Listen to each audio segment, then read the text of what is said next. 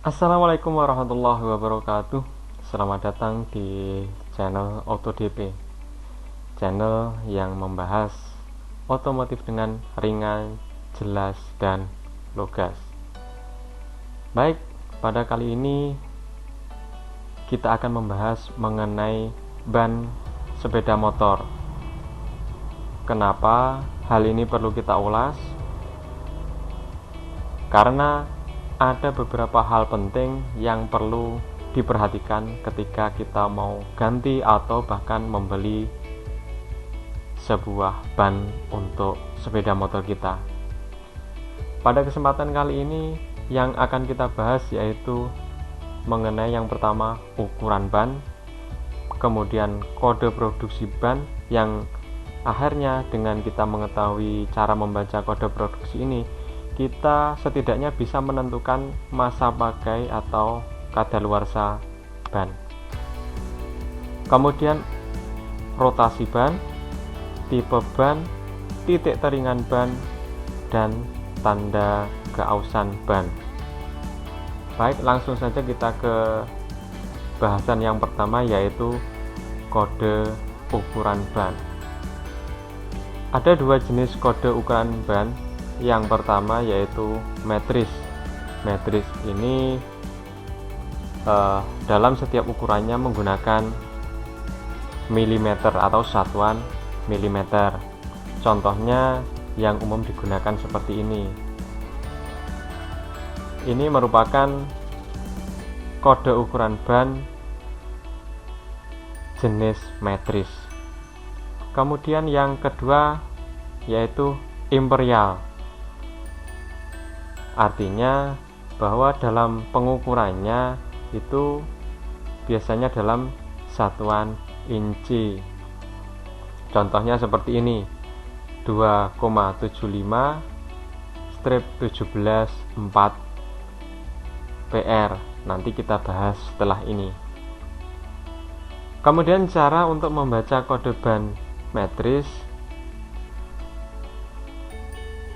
di mana di sini ada 90 garis miring 90 strip 14 MC 46P. Itu apa artinya? Bahwa 90 ini adalah lebar tapak ban dalam satuan milimeter.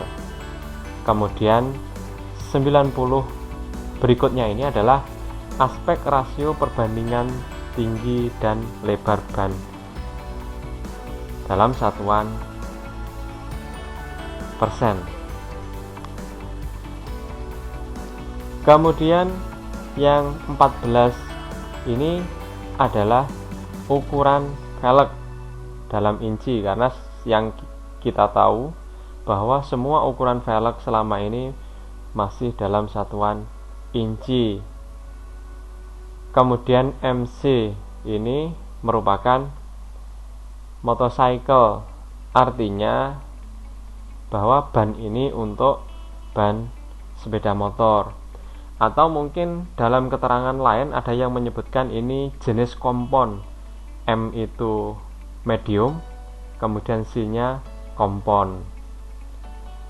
Tetapi menurut website dari fdrtire.com itu menyebutkan bahwa kode MC ini adalah motorcycle, atau bahwa ban ini memang digunakan untuk sepeda motor. Kemudian kode 46 ini merupakan load index atau beban maksimal yang bisa ditumpu oleh ban ini. Untuk load index ini kita punya semacam tabel untuk mengetahui beban maksimal dari ban itu berapa. Contohnya seperti ini, apabila kode 36 itu beban maksimalnya adalah 125 kg. Kalau 46 ini berarti bebannya atau beban maksimalnya adalah 170 kg. Kemudian kode P di sini yaitu speed index atau indeks kecepatan. Jadi kecepatan maksimal yang dapat ditolerir oleh ban tersebut.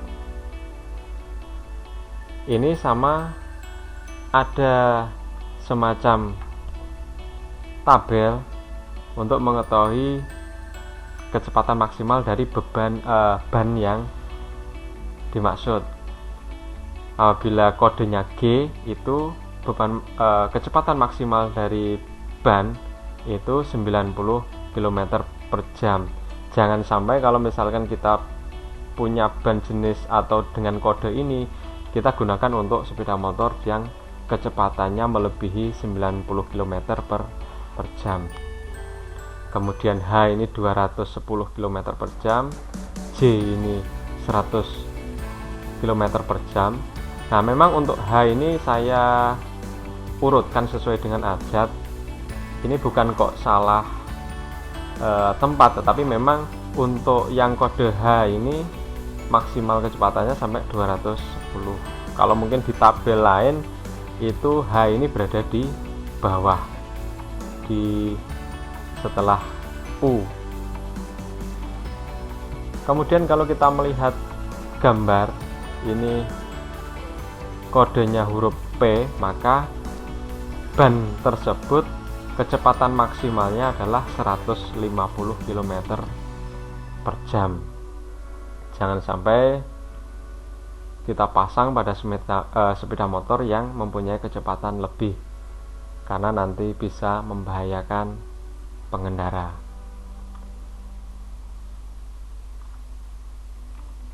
Jadi dari jenis ban yang mempunyai kode 90/90 strip 14 MC 46P ini dapat disimpulkan bahwa lebar ban tersebut adalah 90 mm, tinggi ban itu karena tadi yang namanya aspek rasio 90/100 kali 90, berarti tinggi ban tersebut adalah 81 mm.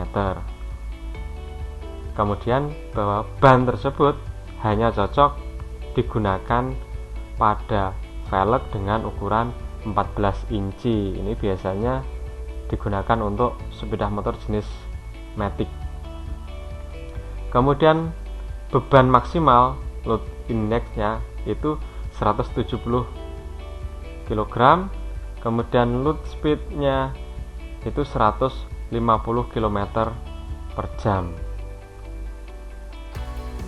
Kemudian selanjutnya untuk ban jenis imperial itu 2.75 itu merupakan lebar tapak ban dalam satuan inci. Kalau misalkan tadi untuk metris itu ada aspek rasio antara tinggi dan lebar, kalau atau pada ban jenis imperial ini cenderung tinggi dan lebar tapak ban itu sama. Berarti kalau seperti ini lebar tapak ban 2,75 inci, tingginya sama atau kurang lebih sama. Kemudian angka 17 itu ukuran rim atau velg, sama dalam satuan inci. Kemudian yang terakhir itu ada kode 4PR, itu 4 play rating. Yang dimaksud dengan play rating ini adalah jumlah lapisan ban. Kalau kita pernah melihat atau memotong ban, itu kalau kita lihat dari penampangnya ada semacam atau beberapa jenis lapisan. Kalau misalkan ban kita sudah betul-betul aus, habis, itu biasanya kita lihat ada semacam benang-benang atau mungkin semacam kawat. Nah, itu adalah jenis-jenis lapisan yang ada pada ban. Kemudian pada ban itu pasti terdapat yang namanya kode produksi ini. Kode produksi ini penting karena dari sini kita bisa setidaknya memperkirakan masa kadaluarsa ban. Nah, contohnya kode produksi itu seperti ini. Ada 2019. Apa artinya 2019 itu? Bahwa kode tersebut menunjukkan usia produksi ban. Angka di depan yaitu angka 20 itu merupakan minggu produksi. Minggu produksi, kemudian 19 itu adalah tahun produksi. Kalau kita perkirakan minggu ke-20 dari tahun 2019 itu sekitar bulan Mei minggu kedua. Nah, ban tersebut dibuat atau diproduksi pada bulan ke-20 tahun 2019 atau perkiraan minggu kedua pada bulan Mei tahun 2019. Menurut beberapa literatur yang ada, bahwa ban ini masa pakainya atau istilahnya masa kadaluarsanya sampai dengan kurang lebih 6 tahun atau maksimal 6 tahun. Jadi dari sini kita bisa memperkirakan masa pakai dari ban tersebut. Nah, ini salah satu hal yang penting yang perlu kita ketahui apabila ingin membeli ban baru. Kita bisa cek kode produksinya supaya ban tersebut bisa kita pakai secara normal. Karena seperti yang kita tahu bahwa ban itu material utamanya adalah karet. Kalau tersimpan cukup lama, pasti akan mengalami getas, kemudian rusak, atau bahkan hilang sifat elastisitasnya. Kemudian rotation atau rotasi. Seperti yang kita tahu bahwa setiap ban itu pada dindingnya terdapat tanda panah atau rotasi. Jadi ketika kita memasang jangan sampai terbalik. Arah panah menunjukkan arah putaran ban. Pasang ban sesuai rotasi ban. Karena seperti yang kita tahu juga bahwa pada ban itu terdapat yang namanya tapak ban atau batik ban. Apa akibatnya ketika kita memasang salah arahnya? Yang pertama, yang pasti ban akan menjadi cepat aus. Kemudian yang kedua, kurang lincah dalam kondisi kering.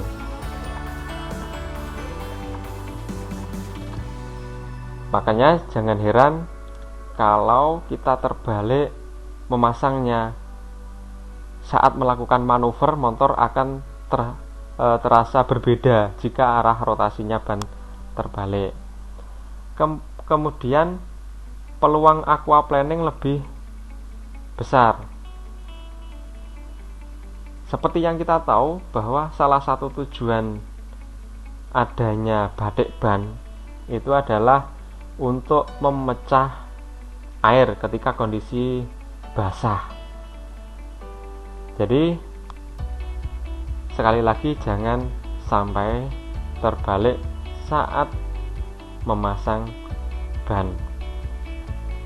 Kemudian mungkin efek yang ditimbulkan apabila kita salah dalam menentukan arah rotasi ban itu suaranya sangat berisik.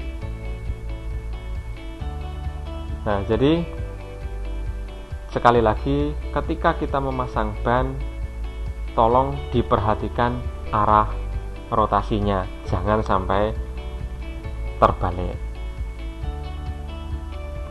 Selanjutnya tipe ban. Tipe ban di sini ada dua. Yang pertama tube type, yaitu jenis ban yang aplikasinya menggunakan ban dalam. Kebetulan dalam atau pada gambar ini jenis bannya adalah tube type, yaitu sebuah ban yang aplikasinya itu membutuhkan ban dalam. Kemudian yang kedua yaitu tubeless, yaitu jenis ban yang tidak memerlukan atau menggunakan ban dalam.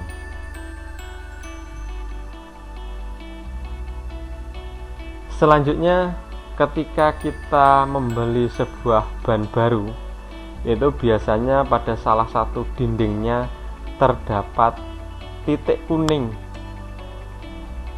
Banyak di antara kita yang tidak mengetahui apa sebenarnya maksud dari produsen memberi sebuah titik kuning itu. Ternyata titik kuning itu menunjukkan bahwa daerah tersebut merupakan daerah paling ringan pada ban, di mana letak pentil diletakkan sejajar dengan titik tersebut. Wajib dipasang sejajar dengan valve atau pentil. Jadi titik ini merupakan titik teringan dari ban, atau bahkan kalau pada mobil itu biasanya ada dua buah titik. Yang satu itu titik teringan, biasanya warna kuning, kemudian salah satunya titiknya warna merah, atau bisa dikatakan itu adalah titik terberat dari ban. Dengan petunjuk titik kuning ini kita bisa menyeimbangkan berat seluruh beban ban tersebut ketika kita memasangnya sejajar dengan pentil ban. Kemudian apa sebenarnya yang terjadi apabila kita tidak menghiraukan atau kita menghiraukan titik tersebut kemudian kita pasang sesuai secara asal misalkan? Yang terjadi yaitu saat kendaraan dipacu, khususnya pada kecepatan tinggi, akan timbul getaran. Kenapa? Karena keseimbangan tadi. Kalau pada mobil ada istilah spurring balancing, tetapi sepeda motor sebenarnya juga bisa, tetapi jarang dilakukan. Makanya ketika kita tidak memasang dengan tepat saat digunakan untuk kecepatan lumayan tinggi, akan timbul getaran, sehingga saat kita berkendara itu kurang nyaman. Kemudian ada yang dimaksud dengan TWI. Apa itu TWI? TWI atau tread wear indicator merupakan simbol segitiga yang menunjukkan lokasi TWI atau batas pemakaian ban. Berada di sejumlah titik pada pola kembangan ban. Jika keausan ban sudah mencapai tanda ini, maka ban harus segera diganti. Yang dimaksud dengan TWI itu tanda segitiga ini. Tanda segitiga ini akan bisa kita temukan di beberapa tempat ketika atau pada semua jenis ban. Ini kalau ada tanda segitiga ini, maka ketika kita melihat di baliknya pasti akan ada tanda yang sama. Kemudian apabila kita tarik garis lurus atau misalkan kita pakai benang, maka akan muncul tonjolan seperti ini yang tingginya kurang lebih 1,6 mm dari dasar ini menonjol.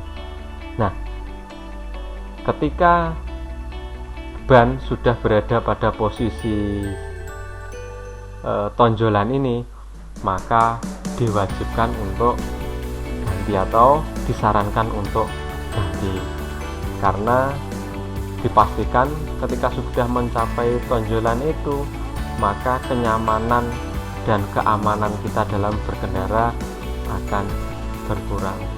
Bahkan informasi dari seorang teman, kalau di luar negeri apabila ban itu sudah menyentuh tonjolan TWI ini, maka akan kena tilang. Kemudian ketika memasang ban ada beberapa hal yang perlu kita perhatikan. Yang pertama yaitu gunakan peralatan yang tidak merusak ban atau velg. Artinya kita tidak boleh menggunakan alat yang asal-asalan atau yang seadanya. Biasanya budaya kita seperti itu. Kemudian pastikan velg sejajar dengan rim lain saat terpasang. Jadi pada velg, kemudian maksud saya pada ban itu, di bagian dinding bawah biasanya ada semacam garis. Nah, pemasangan ban ini harus sejajar dengan rim line atau garis tersebut.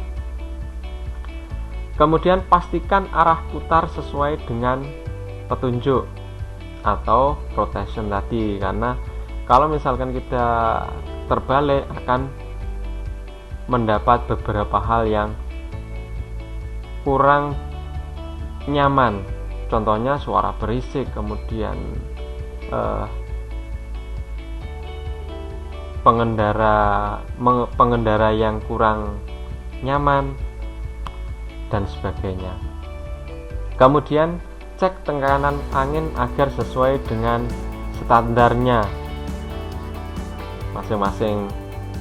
Sepeda motor itu biasanya ada petunjuk tekanan angin baik untuk roda depan maupun roda belakang. Kemudian untuk tube type jenis yang menggunakan ban dalam, itu sesuaikan ukuran ban dalam terhadap ban luarnya. Kemudian pastikan tidak ada benda asing seperti kerikil tajam, beling atau paku di dalam ban. Gunakan selalu rim type untuk melindungi ban dalam dari tusukan spoke pelek. Spoke pelek ini artinya jari-jari, biasanya masih ada lebihan. Nah, untuk menghindari terjadinya tusukan pada ban dalam itu diharapkan selalu menggunakan rim type, atau mungkin kalau bengkel-bengkel biasanya memanfaatkan ban bekas atau ban dalam bekas untuk melindungi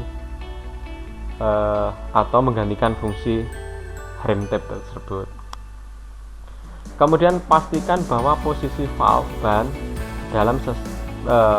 dalam sesuai dengan tanda posisi valve yang tertera pada ban. Ini yang tadi sudah dijelaskan, yaitu titik kuning pada ban yang merupakan titik teringan sebuah ban. Kencangkan mur ban dalam seperlunya, jangan terlalu kencang. Kemudian setelah mengganti ban belakang, sejajarkan posisinya agar lurus terhadap ban depan untuk menghindari keolengan. Biasanya para pemasang ban itu mengintip dari belakang, kelurusan antara ban belakang dengan ban depan. Kemudian cara menyimpan ban. Nah, cara ini bisa kita terapkan ketika kita akan membeli sebuah ban, atau bisa jadi bahan pertimbangan. Yang pertama, jangan terkena sinar matahari langsung. Jadi saran kami itu ketika mau membeli ban, silahkan dilihat apakah tokonya itu menyimpannya terkena sinar matahari langsung atau tidak. Karena apabila terkena sinar matahari, seperti biasa, sifat dari karet itu akan mudah rusak, baik elastisitas maupun kekuatannya akan pecah-pecah dan seterusnya. Kemudian simpan di tempat tertutup.